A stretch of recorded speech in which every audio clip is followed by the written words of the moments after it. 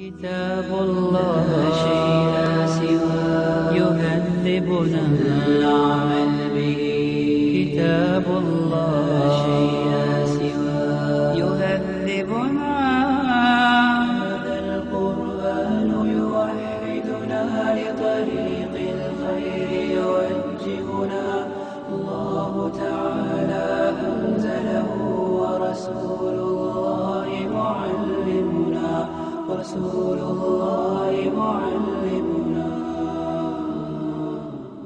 Sometimes people come to my lectures with a little book, a little thing about like that.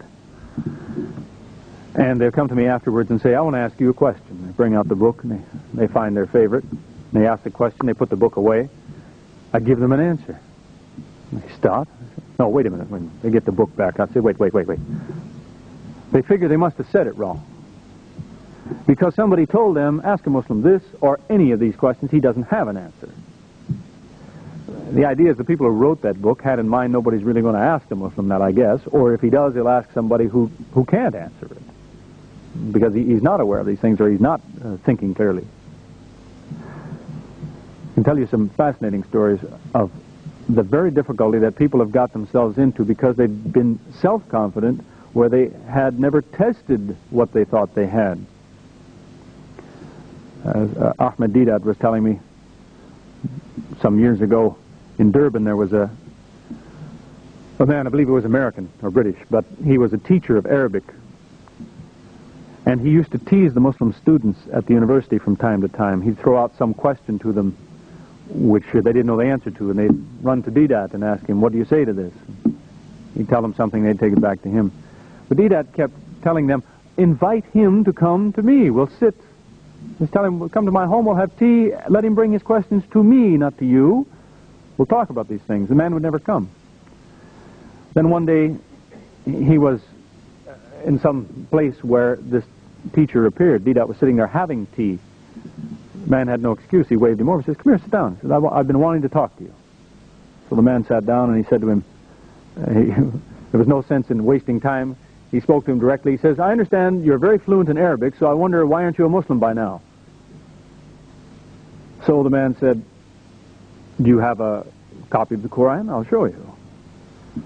So he found the ayah and he read to him the ayah that gives the complaint where Iblis complains to Allah. He says, you've caught me in the wrong. He says, you see there, I can't believe in a God who would deceive someone. He tricked Iblis. That's what Iblis says. So Deedat pointed out to him, said, in the first place, it says Iblis that's talking. He says, he complains, Allah, you tricked me. Did you believe that? You mean the devil says that God lies? That's good enough for you? On the other hand, Deedat says to him, in the Bible, God says he's the liar. Here the devil calls God a liar, but God says he'll do the lying in the Bible. The man got very upset. He said, no, where is this? And as fast as he told him, it's a story everybody knows. Because it reports how, it says, God spoke to Moses and he said, go to Pharaoh and warn him. Tell him if he doesn't release my people, I will punish him in this way and that way and so on. Tell him that. Warn him that he has no choice but to let them go or I will punish him. Warn him, but I will harden his heart so he won't listen to your warning.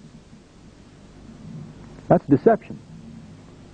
Saying, go ahead and warn him, but I won't let him listen to you. I'll harden his heart so he will refuse to hear the warning. He says at this point, the man got up and he turned and he walked away. And Deedat was saying, no, come back, we haven't finished. You haven't finished your tea. He said the man never even turned around. He just, straight away, never even turned around and looked at him. But I would wager you, if it was, I mean, it would seem to me to be a safe bet, because I've known it to happen, the man will use the same argument someplace else later on. Because I've seen that kind of thing happen. Now, I usually try to be, is that the advice given to people is you deal kindly with people. But the Quran makes a distinction between the ordinary man and the leaders of unbelief. You deal with them in different ways. There's a man named Ernie Hahn who has heads up this Muslim Fellowship of Faith, which is meant to evangelize Muslims in Toronto. It was about 3 or 4 years ago. he came to a talk that I gave, and he asked afterwards, he said, there's a serious contradiction in the Quran where it says in this ayah, the Jews bragged, we killed the Messiah. He says, the Jew wouldn't say that. They were waiting for the Messiah. They wouldn't say, we killed the Messiah. So it was pointed out to him that the Quran also says the Meccans used to come to the Muslims and say to them, you to whom the revelation came, tell us a thing. They didn't believe they really had a revelation. It was sarcasm. It was pointed out to him that the Bible says that the Jews stood there and looked at Jesus being crucified and said to him, save yourself, Messiah, in sarcasm. It's hard to imagine that there weren't at least 2 Jews that walked home that afternoon saying, hey, we killed the Messiah. Big laugh. That's what's being talked about. That's what Tafsir tells you about that ayah, which he knows very well. But he wants to insist this is an argument. So, sometime later, a couple of years later, one of his students came to a talk I gave. And he was having discussion with me afterwards, and he said, you know, there's a serious problem in the Quran where it says, and he gives me this argument. And I said, you heard that argument from Ernie Hahn. 2 years ago, he told it to me. I told him this.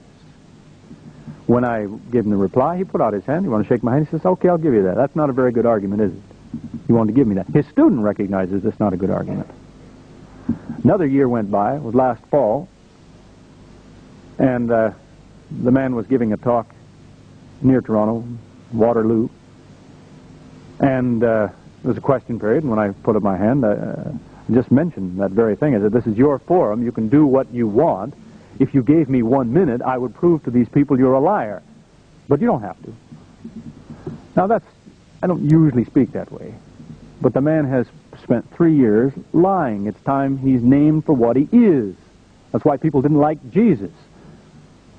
All the reports go because he pointed to people in the audience, said, this one has led you astray, this one is a liar, this one is a snake, and so on. So he was quite flustered, and he said, oh, go ahead. So I repeated what I've just told you about his student, how he granted me the argument, so on and so forth. He didn't like that very much at all. He says, well, I still say a Jew would never say, we killed the Messiah. At which point, there was a man sitting here that put up his hand, and he said, well, last week, there was a rabbi in this room, and he gave a talk about Judaism and Christianity. And I asked him when the talk was over, what do you say about the Messiah? He laughed and he said, well, this is a big problem with Jews and Christians because we Jews, we killed the Messiah. So how much more proof do you want that a Jew won't say this? Or will say it, and you insist that he won't?